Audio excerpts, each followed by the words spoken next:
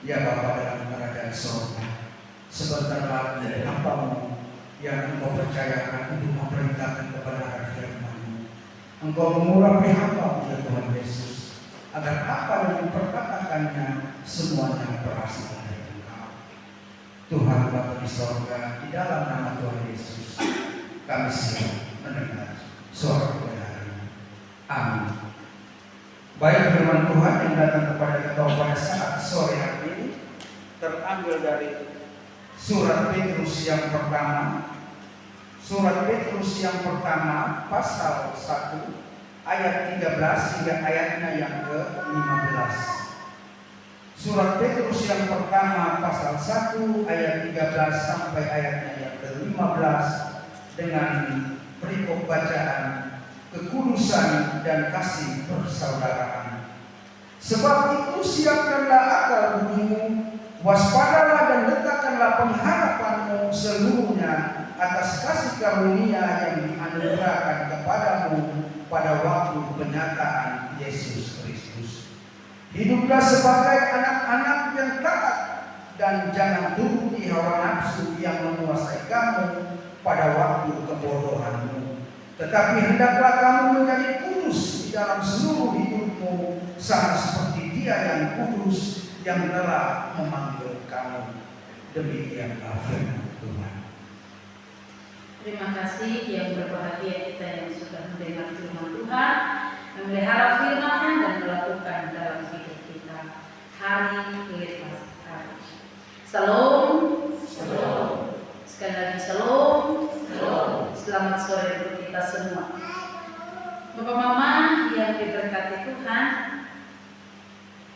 tema yang kita renungkan dalam perjamuan kudus sore hari ini yaitu hidup di dalam kekudusan. Bapak Ibu, kita perlu memahami mengapa kita perlu hidup kudus. Mungkin kalau saya bertanya kepada Bapak Mama semua, mengapa kita perlu hidup kudus? Mungkin ada berbagai variasi jawaban. Mungkin salah satu di antaranya kita hidup kudus supaya kita bisa masuk surga. Kita hidup kudus karena hidup kudus mencerminkan anak Tuhan.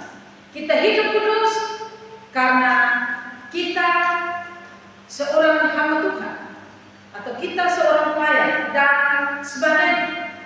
Karena itu Bapak Mama, untuk memahami kudus ini kita perlu tahu bahasa aslinya itu dan pengertiannya seperti apa. Kudus dalam bahasa asli, bahasa Ibrani, kados, yang berarti berbeda dengan, terpisah dari, dikhususkan. Ya. Jadi arti kata kados atau kudus itu artinya berbeda dengan, atau terpisah dari, atau dikhususkan. Itu sama juga dengan bahasa Yunani-nya hagios, juga memiliki pengertian yang sama seperti itu. Nah Bapak Mama, kalau kita memahami kudus dengan pengertian ini, berbeda dengan, terpisah dari, maka kita dapat menyebut hari Minggu sebagai hari yang kudus, karena hari Minggu itu berbeda dengan 6 hari yang lain. Makanya disebut hari kudus. Hari Minggu, hari yang mulia, hari Tuhan, dan seterusnya. Nah, Bapak Mama, orang Kristen juga disebut sebagai orang kudus. Ini bukan karena kita tidak berdosa, tapi merujuk pada pengertian ini, maka orang Kristen disebut orang kudus karena kita sudah dipisahkan, kita sudah dipilih.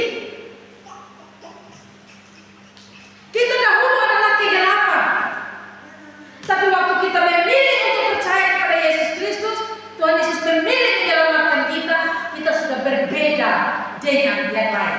Maka kita disebut kudus. Ini sama dengan 1 Petrus 2 ayat 9 bilang begini, kamu Kamulah bangsa yang terpilih, imamat yang rajani, bangsa yang kudus, umat kepunyaan Allah sendiri, supaya kamu memberitakan perbuatan-perbuatan yang besar dari Dia yang telah memanggil kamu keluar dari kegelapan kepada terangnya yang ajaib. Jadi kalau orang-orang yang sudah dipanggil Tuhan dari kegelapan menuju terang, dia orang kudus. Jadi kalau saya mau bertanya kepada kita, apakah Bapak Mama di sini adalah orang kudus? Bapak Mama majelis, apakah kita orang kudus? Kita orang kudus. Karena kita sudah dipanggil dari kegelapan kepada terang Tuhan. Nah, mari kita belajar lebih jauh. Ada dua hal yang saya mau bagikan pada kita sore hari ini. Kekudusan itu kita belajar yang pertama dalam hubungannya manusia dengan Allah. Kita tahu bahwa Allah itu adalah Allah yang kudus. Sebagaimana tadi pembacaan kita dalam ayat yang ke-15, 16, tetapi hendaklah kamu menjadi kudus di dalam seluruh hidupmu, sama seperti Dia yang kudus yang telah memanggil kamu, sebab ada tertulis, kuduslah kamu sebab aku kudus. Aku kudus menuju kepada pribadi Tuhan, pribadi Allah sendiri. Dia adalah pribadi yang kudus. Ingat, ini pribadi yang kudus ini dia tidak karena terpisah, tapi memang itu adalah sifat Dia. Itu sebabnya hubungan manusia dengan Allah itu harus kudus. Artinya apa? Kudus di sini kita dituntut untuk mempunyai rasa hormat, rasa taat, rasa tunduk yang mendalam kepada Allah. Karena apa Bapak Mama? Di mata Allah kekudusan itu memiliki nilai keindahan tersendiri. Sebab Allah berkenan kepada umat yang hidup yang kudus. Ya. Dia kudus, kamu kudus. Tuhan kudus, saya kudus. Dia berkenan kepada kekudusan. Dan Bapak Mama ada beberapa ayat itu menunjukkan bagaimana kita harus kudus terhadap Tuhan. Ada banyak, tapi saya ambil satu saja yang terkait dalam penyembahan kita kepada Tuhan. Bapak Ibu, mungkin di antara kita menganggap remeh hal ini. Waktu kita menyembah Tuhan, memuji Tuhan, bernyanyi untuk Tuhan, kita menganggap ya biasa-biasa saja.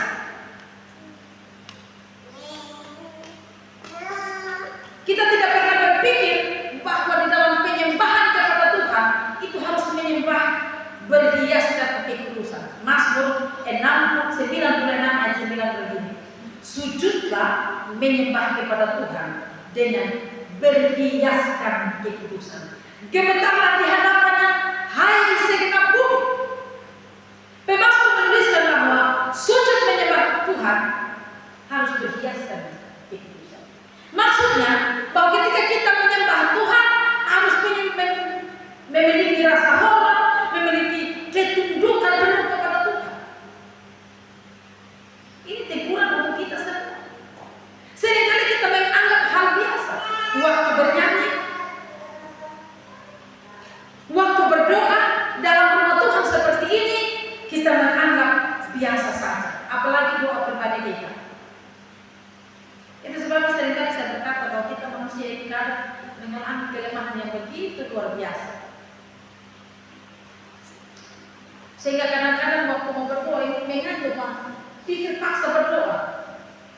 Mau berdoa begini, tak tahu dia berdoa sontak amin-amin.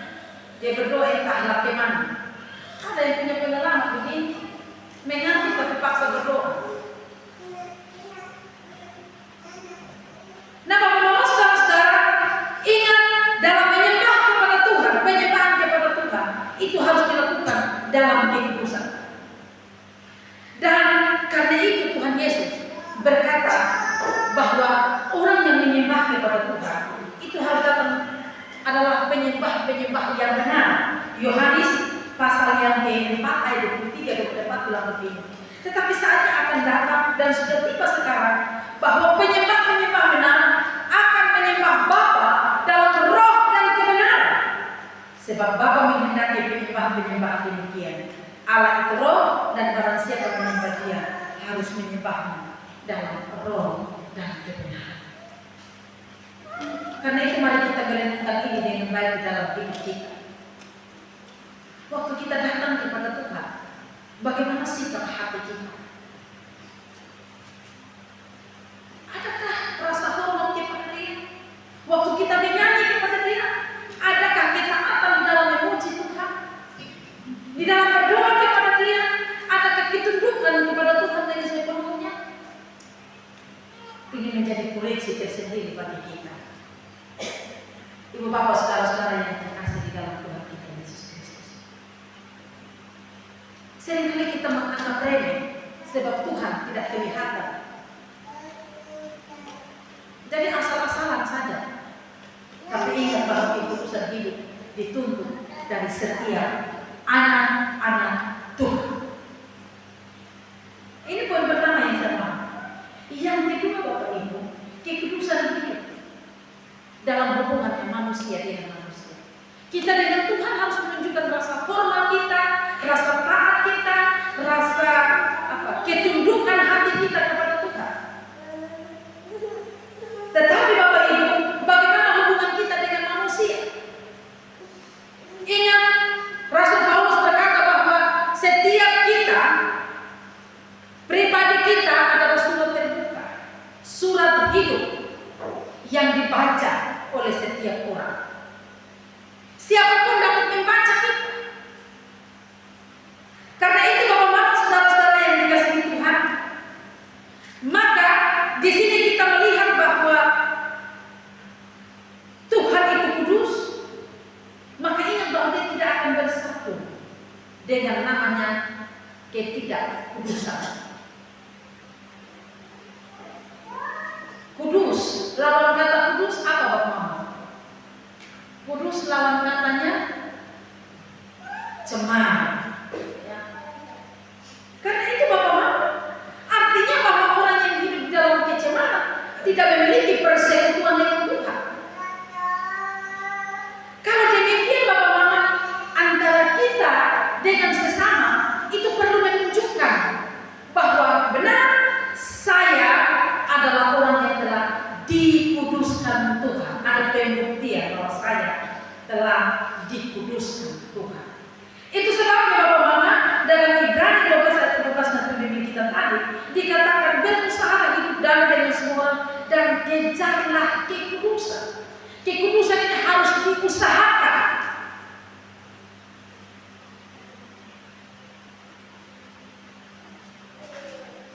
Karena apa? Selanjutnya dalam bagian B, sebab tanpa kekudusan tidak seorang pun melihat Tuhan. Hidup kudus tadi kita sudah mengerti penjelasannya bahwa berbeda-beda. Maka di sini kita bisa ambil satu penerapan di dalam kehidupan kita bahwa hidup kudus artinya hidup terpisah dari segala bentuk dosa, dan kita mempersembahkan hidup kita hanya kepada Tuhan. Sekali lagi, saya katakan bahwa kita adalah surat hidup. Surat hidup menggambarkan karakter Kristus di dalam kehidupan kita. Karena itu Bapak Mama, firman Tuhan berkata bahwa hidup ini adalah bait Allah, tempat Tuhan berdiam. Sebagaimana 1 Korintus 3 ayat 16, tidak tahukah kamu bahwa kamu adalah bait Allah dan roh Allah diam di dalam kamu? Kalau demikian kita melihat bahwa hidup yang kudus ini, hidup yang dipisahkan ini menjadi bagian tersendiri Tuhan di dalam hidup kita. Sebagai rumah Tuhan, sebagai rumah Allah, berarti tempat itu adalah tempat kudus bagi Tuhan. Hidup kita adalah hidup kudus bagi Tuhan, karena Tuhan hadir di dalam hidup kita. Bapak-bapak, sekali lagi bahwa tempat kudus, rumah Tuhan atau rumah Allah adalah tempat Tuhan berdiam. Kalau demikian, kita adalah rumah Tuhan, tempat Tuhan berdiam dalam hidup kita. Masakan kalau Tuhan berdiam di dalam hidup kita, tapi rumah kita ini, diri kita ini, kita biarkan kotor, kita biarkan cemar, kita biarkan dinajiskan. Karena itu Bapak Mama, mari kita memilih untuk pelihara hidup ini sebaik mungkin. Hidup ini sebagai Tuhan dijaga dari segala bentuk kenajisan, kecemaran dunia ini.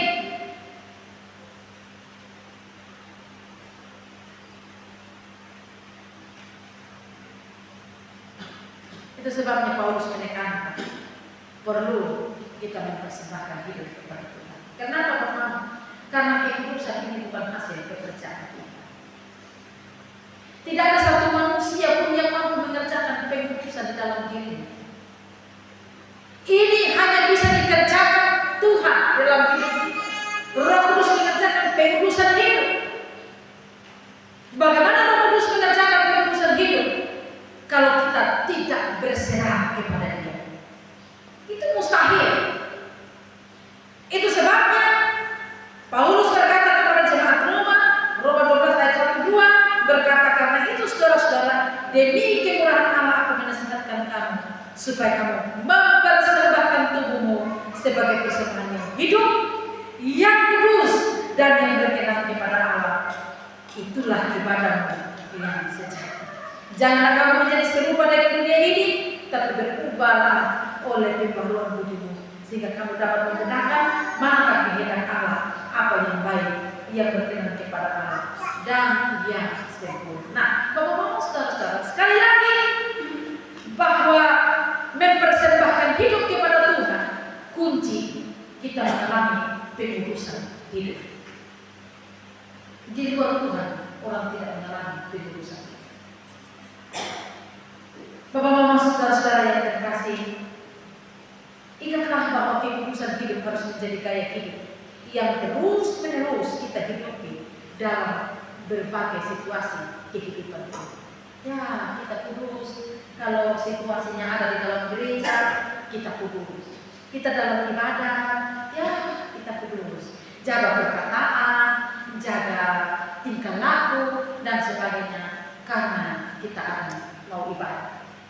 Tapi pas amin, kita sudah tidak pikir lagi kekudusan. Mungkin ini sudah pernah saya sampaikan kepada Bapak Mama. Saya ambil dari orang Gustavus Kristus bilang begini, manulah dengan Alkitab yang ada di ketiakmu. Ya, ini kalau untuk terkhusus untuk orang yang tidak punya tas Alkitab dan dia biasa jalan ke Alkitab di ketiak. Kalau kamu yang punya Alkitab dan taruh di dalam tas, malulah dengan Alkitab yang taruh di dalam tas. Kadang-kadang kita baru selesai melakukan hal yang kudus dalam tanda kutip, tapi di dalam perjalanan masih ada Alkitab di dalam tas, melakukan hidup sembarangan, membicarakan orang, gibah orang, memusuhi orang, membenci orang, dan sebagainya. Malulah dengan Alkitab yang ada. Nah, Bapak Mama, saudara-saudara yang terkasih di dalam Tuhan kita Yesus Kristus, mari ingat bahwa kekudusan, hidup kekudusan antara manusia dengan manusia itu adalah satu gaya hidup. Satu gaya hidup yang perlu kita terapkan dalam berbagai situasi kehidupan. Hari-hari ini banyak anak-anak Tuhan yang mempermalukan Tuhan dengan memiliki nilai hidup cemara, mempermalukan Tuhan dengan kata-katanya, mempermalukan Tuhan dengan sikap tingkah lakunya, mempermalukan Tuhan dengan banyak hal. Nah, Bapak-Bapak, saudara-saudara, mari kita renungkan ini. Tuhan mau supaya kita hidup kudus. Karena itu, selagi masih ada waktu yang Tuhan berikan kepada kita, kuduskan hatimu, karena Dia adalah kudus. Kamu orang kudus, kamu orang suci. Karena apa? Kita sudah dipisahkan dari Dia.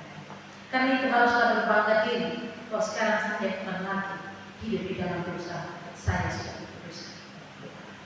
Kiranya dua hal ini menuntun kita untuk memahami dengan baik kasih Tuhan dalam hidup kita, bahwa perjamuan kudus itu sebagai peringatan akan kita. Setiap kali merayakan kudus, ingat Allah yang Maha Kudus, Allah Maha Kasih sudah melakukan karya keselamatan bagi kita.